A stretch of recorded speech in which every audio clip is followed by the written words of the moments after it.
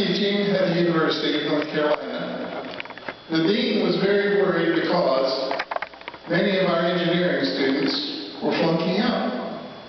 And he started a retention program, and he asked that a seminar be developed to teach students how to be successful in the study of engineering subjects. And this is what came out of it. And it was a surprise because this seminar became the most popular seminar on campus for several years running based on voluntary attendance. And I'll tell you that there were two reasons for that. The word got around among students that if you did the things that I'll be teaching you today, you would indeed improve your GPA. They knew that because they had an organization on campus called the Learning Center, which looked at all the grades and all the majors and all departments all across the university, and they kept records. So they knew that was the case. And then this seminar became one that was offered throughout the university in various departments. And finally, the university sent this seminar out to high schools that requested it in the area where the university was located. So it became more than I would have thought, actually. And this was one of the flyers that was used back in that time frame to advertise. Now this seminar is going to be split into two major parts. The first part is going to be why you would want to become an A student and the characteristics of A students. So as I go through this, you might ask yourself, do I have some of these characteristics? Do I want to develop some of these characteristics? Because almost all of these characteristics that I will be describing can be developed. It's not that you're born with them. Anybody can do it.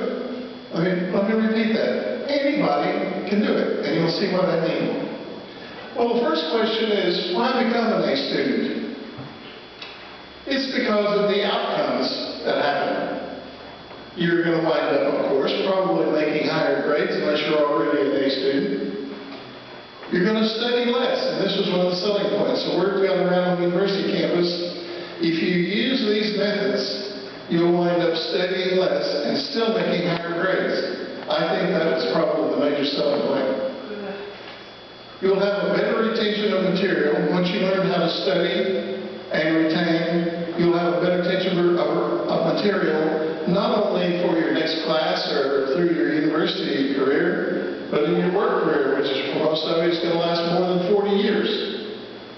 And you'll have better application of that material in industry, which will make you more competitive, which almost always is going to lead to earlier promotions and higher salaries. So those are some of the reasons why you may want to become an A student. The real question is, are there even higher outcomes than the ones I just described? And the answer is yes. The higher outcomes, paraphrasing a little bit from what I said before, is improve self-confidence and satisfaction and wider choices of employment. When you're finished with your university career, you're going to be facing a challenge. Well, I'd like to think of it as an opportunity. You get to choose which employer you want to go with. You probably already have some ideas about that. But if you have a high grade point average, you will have more opportunities when it comes time to choose your career choice. I might say that the first two-thirds of this is about A students and their characteristics. The last part of the seminar is going to tell you exactly how to do it, step by step. Take notes if you'd like. Okay, what are the characteristics of A students? Think of yourself, if you're an A student, and ask yourself, do you have some of these characteristics? If not, think of a student that you know that is an A student, and ask yourself, do some of these characteristics sound familiar? First of all, A students are motivated. Motivation is a tough thing to achieve. Every parent probably motivates their kid to do X or Y or whatever. But motivation ultimately doesn't come from other people. It comes from inside. So if you're going to be motivated, you have to change your thinking and change your practices so that you become self-motivated. Because in fact, self-motivation is almost the only thing that counts. Your teachers, probably all your teachers, try to motivate you, and I'm glad. That's a good thing. But the bottom line is, they can help you in that direction, but you've got to work with them, and you have to do part of the work yourself. You have to think yourself into motivation. A students usually have already developed good skills in critical areas, or they wouldn't be A students. And some of those are a definite learning style. It may or may not be the one I'm going to teach you today, but if they haven't developed a good learning style of their own, they probably wouldn't be A students. A study strategy, an exam strategy. Exams, we're going to talk about exams later on, because it's a very important part of it all. If you don't do a good job on your exams, then everything else is probably not going to amount to too much. As I go through the next few slides, I'd like to invite you to think of someone that you admire. Now then, I'll try to tell you the characteristics of a person that an A student will choose to admire. And you can measure yourself or a student that you know against this. First of all, A students are happier people. You don't find, very seldom when you find an A student that is a grouch. A students usually have friends of their own choosing because they're basically nice to be around. They're happier people. A students have a good day just about every day. A students, they get high on their success. One of the reasons that they have a good day every day is they like being successful in their studies and with the grades that they make on their exams. They like that. They sort of, they groove on that. And A students get high on their expectations, not only the things that they have accomplished and where they stand in their class, but they get high on their expectations, like, I know I'm going to do better next semester. I know I'm going to do well in this class. It's almost instinctive, and I'll have more words to say about that in a moment.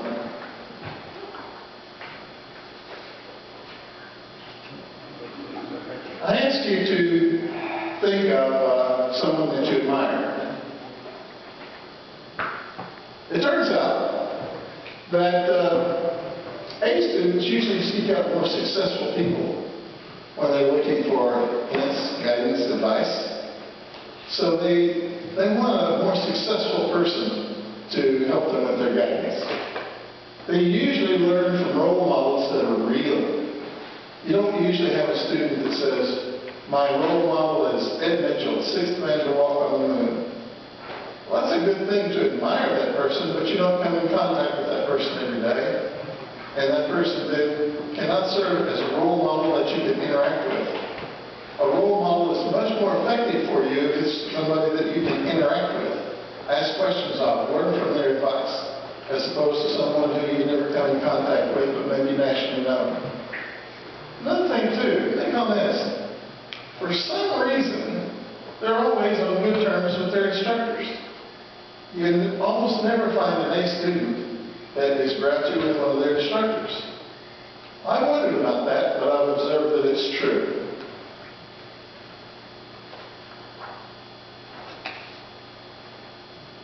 And here's one that I find is almost universally true. A students have a lot of self-confidence. They usually think that they deserve to make that A.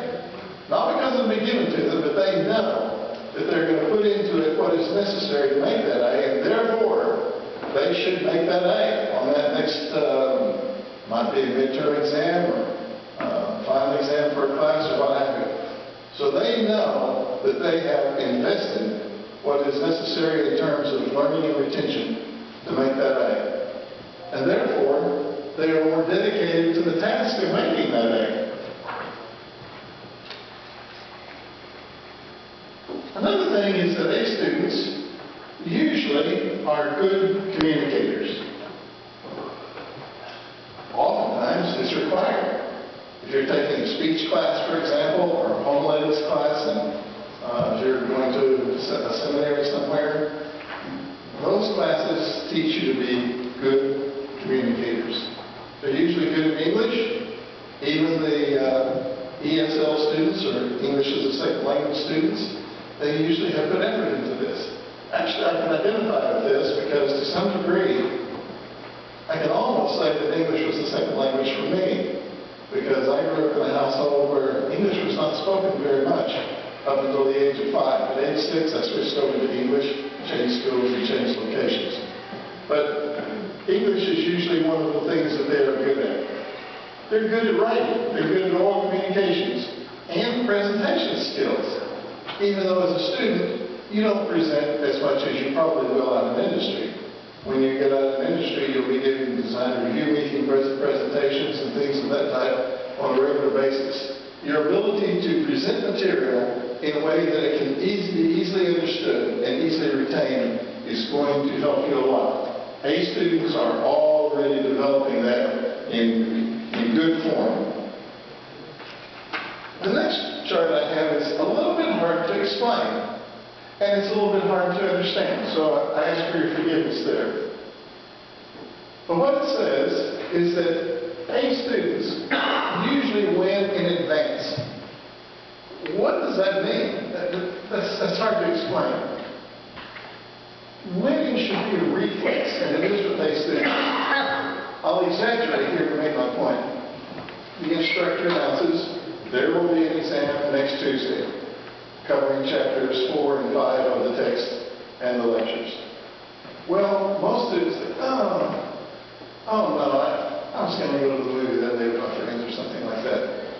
Just watch the A students when your next exam is announced. You know who they are, they're your classmates. When the exam is announced, what they do is pick up their pencil, they're going to write this down and make sure they've got the notes on it. But they're a little bit enthusiastic as opposed to downtrodden because it's going to be an onerous thing. They know that when they enroll in the class, they know there will be exams, and what they know is that they're going to do their best to do a good job and make a name in these exams.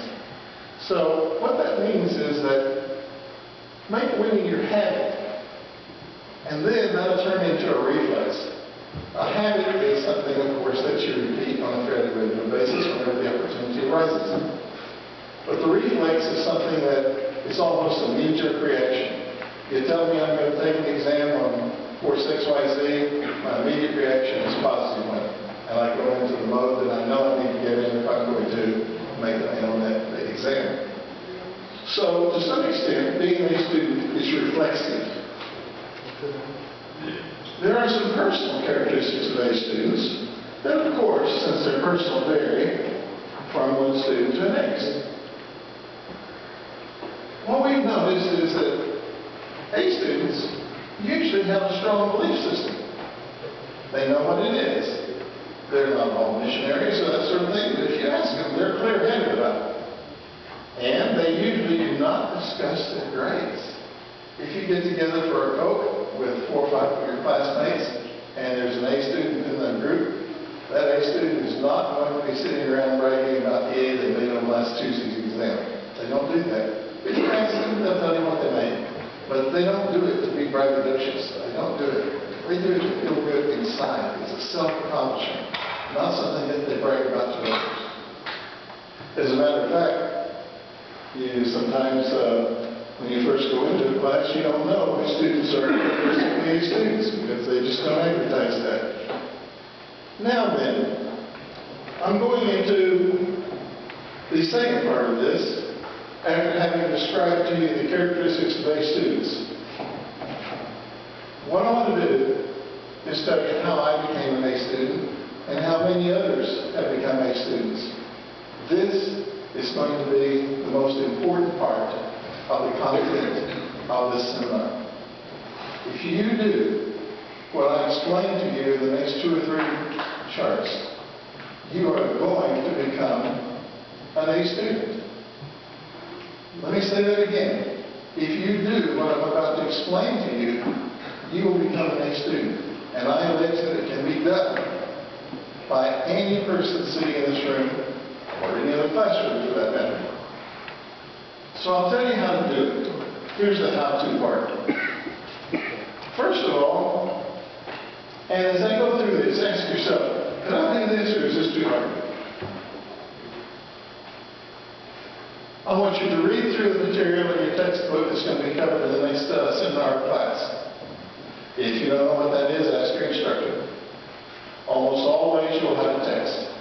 The instructor will be glad to tell you the next 3 seminars or the next 3 classes are going to be on pages 53 through 64 of your textbook in chapter 3.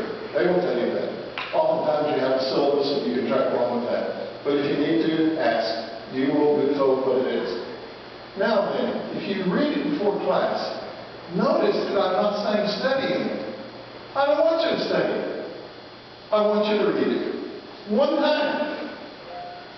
And I want you to ask yourself, with each section, or each paragraph, or with each equation, if it's in a math-oriented class, do I understand this, yes or no? So I'm asking. Now then, I want you to have a piece of paper, 8.5 by 11, with a line down the middle. On this side, I want you to write things before class. I'm going to tell you what it is in a moment. And on this side, I want you to take class notes while you're in class, covering the same material. All I want you to do is take notes on the parts of that text that you do not understand. If you read it and you understand it, well, why waste any more work on it? You got it. All you got to do now is use a little memory retention and apply it, either with homework or on your exam. You'll be okay. So I'm not asking you to take notes and write down everything and summarize everything in the chapter or in the portion of the course that's going to be covered in the next seminar or 2. All I'm asking you to do is jot down the stuff that you don't seem to be clear on. Now, a little bit of magic is about to happen. You, as an A student, are going to go into class, and you're going to already know what's going to be covered in that class. And you're already going to know which parts of it you understand fairly well, and which parts you don't. And all you have to do to get to that point is read it one time. Don't study it. You study it if you want to. It's good. But you don't have to is the point. Read it one time and take notes about what you don't study. Now, the next part you might think is difficult, but it's not. I'm going to give you data to prove that. When you're going through the material in class, and you already know that you don't understand this part, if you get it when the instructor presents it, all is well and good. You take some notes here to add to the parts that you thought you didn't know, and you're on your way. But there will be times when even when the instructor explains that part, you won't quite get it. So here's what I want you to do. Never let an instructor pass by a point that is not well understood. Don't let them do it. Here's what I want you to do. Raise your hand and ask a question or 2 questions. And I'm going to guarantee you that you're not going to make the instructor mad as long as your questions are sincere and on point. Meaning that you don't ask a question about something that was covered 10 minutes ago in the lecture or the day before. Don't do that. But as long as you're doing it in a timely manner and addressing the topic that's being covered by the instructor at that time, they will not get mad at you. How do I know that? When I was giving this seminar on campus, I made a deal with the people in the audience, which were all students. I said, here's the deal. If this happens to you and you're penalized in some way, or if you're criticized, or if anything negative happens because you do what I just asked you to do, I want you to come to me. I'll take your word for it. You don't even have to prove it. And the reward is you get a state dinner. And I'm going to lie. So there's the deal. If you'll just do this. You know, in 4 years of giving this seminar, I never had to buy a state dinner. Now there was one provision. I said, I want you to come and tell me what happened. And I want you to give me authorization for me to go and talk to the instructor.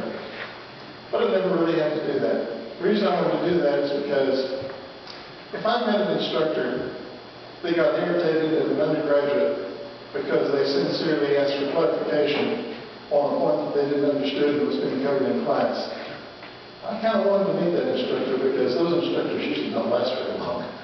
It might last a year or two, but if that's the way they treat students, they don't last very long.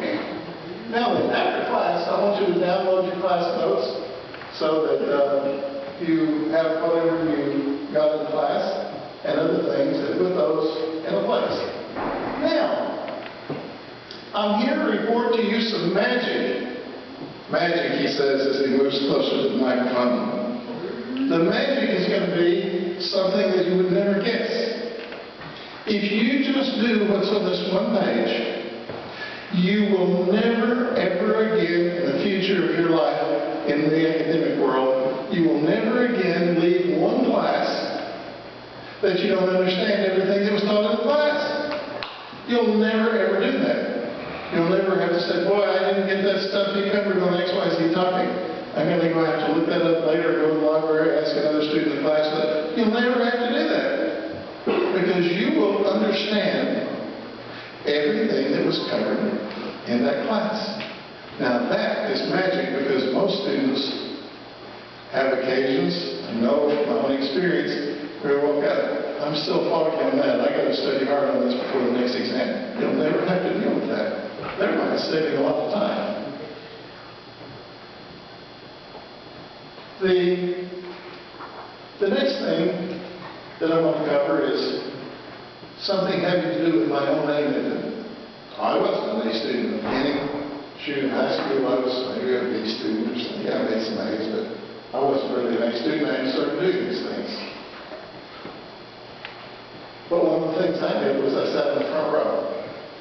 So whenever you have the opportunity to pick your place in class, if you want to, sit in the front row. You'll have fewer distractions, and you'll have fewer times when you don't quite understand what the instructor said. You'll be closer, you'll see better, you'll hear better. You'll get more out of the class if you sit close to the front of the room. I did that. As a matter of fact, in my English class, I've already confessed to you that I had trouble with English because I was speaking another language for the most part until I was past 5 years old. But I certainly benefited from sitting on the front row of Mrs. Floyd's English class. Now, how do you study? Okay, we've been to our lectures, our classes. We've done what was described in the last 2 or 3 charts. But now an exam is coming up. How do we study? Well, first of all, study resting. There are a lot of studies, and your own experience will tell you that you can learn more, remember it longer, learn it faster, if in fact you study resting. If you're about to go to sleep and nodding off and that sort of thing, you can still learn stuff, but pulling all-nighters is not the best way to efficiently learn. You can learn, but not efficiently. I want you to learn until 1 week before the exam. About a week before the exam, I want you to quit learning, except for the new stuff that may be presented just before the exam in a class or 2. So I want you to quit learning. And then I want you to retain and apply what you already know. Remember, at that point in time, you understand everything that's been covered in class. Retain and apply. Work some extra homework from your, if it's a math type class. Do something a little bit extra. Apply that and see if you can retain that material a bit more. Now, if you do that,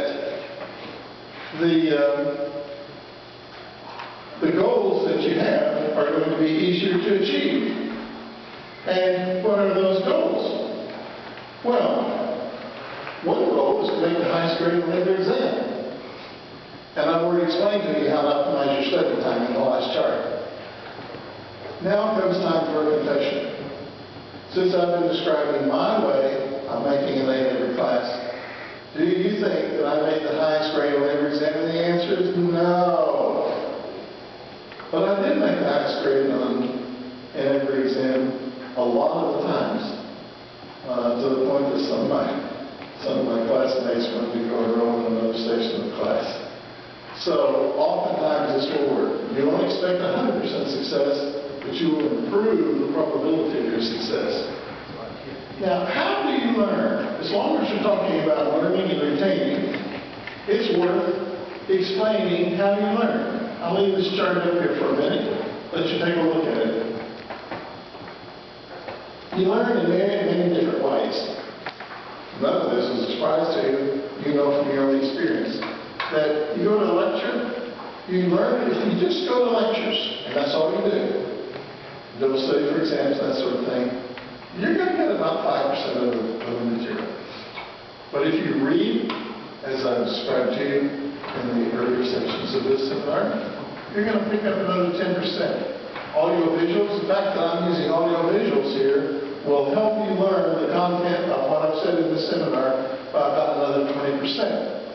Demonstration, if it's something you can demonstrate, if there's a model or something that has been used in the class to demonstrate, well, that's another 30%. Or in classes like shop or practical classes like plumbing or that sort of thing.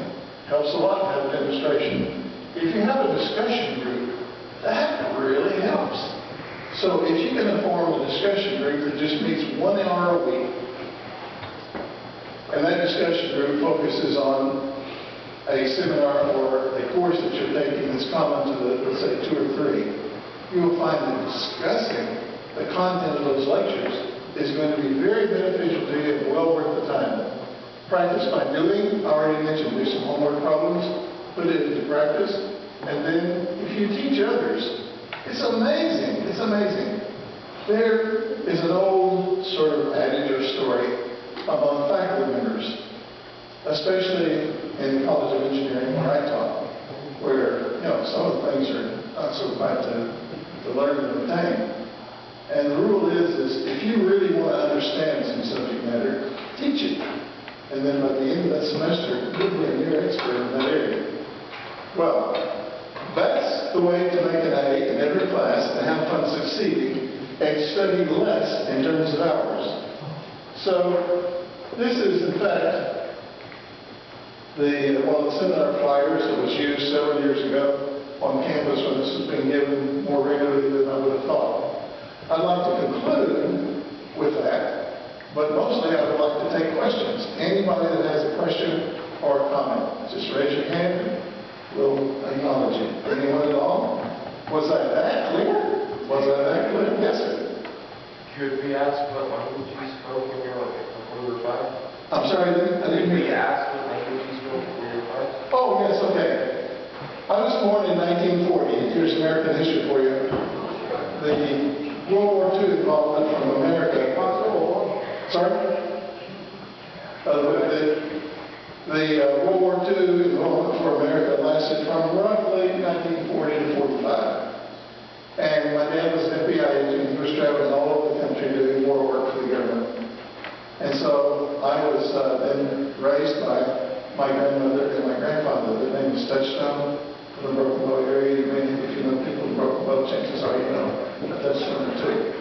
Now in that household, which was a generation before I would have been socialized and educated if I had been living with my parents. But when I was living in my grandparents' home, if you wanted to drink water, you wouldn't say, I want a drink or I'm thirsty. You'd say, Okasabana, which is the Choctaw words for I would like a drink. So when I grew up, if you had asked me at age 5 and a half, what is your first language or what is your primary language? I don't know if I would have been able to separate that out because I spoke both languages, but neither one of them very well. My parents came home at the end of World War II, and from then on it was English for me because when you start school is taught in the English language. So long answer is that the answer was the Choctaw language. Choctaw Wichita? Does anybody here speak Choctaw? This is Choctaw County. It's a fair question. Oh, you did? Ah, okay. Very good, very good. Okay, any other questions? Anything at all? I'd be glad to respond to any questions or any comments, any criticisms. Yes, sir. Would you also do the state dinner for us if we added instructors to us? Would I also do what? The state dinner thing with us? Oh! Yes, I will. Yes, I will. If you come to me and say, I tried to do what you said, and the instructor harmed me in some way, like, for example, reduced my grade, or admonished me or embarrassed me, just because I was asking questions in a timely manner about material that was being presented at that moment in the classroom, you bet. That's a, yes, I would like it. I never had a class day there, so I owe somebody one somewhere. And this seminar has been presented to, I never counted up, but literally thousands of students, both at the university and at the high school level. Any other question? Yes? Multiple times you set a paper on that thing and you would like walk away and then it would move. And I don't know why that happened, but it was really creepy. Let's see. It's probably just the air. Okay, so you're saying I would put one view-graph on the screen, Yeah. and then I would step aside. That's so you can see the view-graph, by the way. That's the reason for that movement, to get out in front of the screen. And then what was the part of it that was puzzling? It would move every The view. Oh, that would move. It's Ooh, I can't explain that.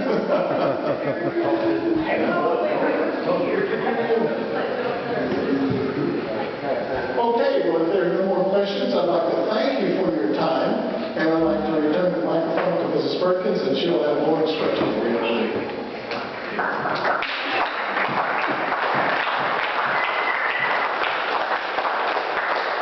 Thank you, Dr. Phillips. Lots of good information there. What is it, 9:35? Okay, you are dismissed back to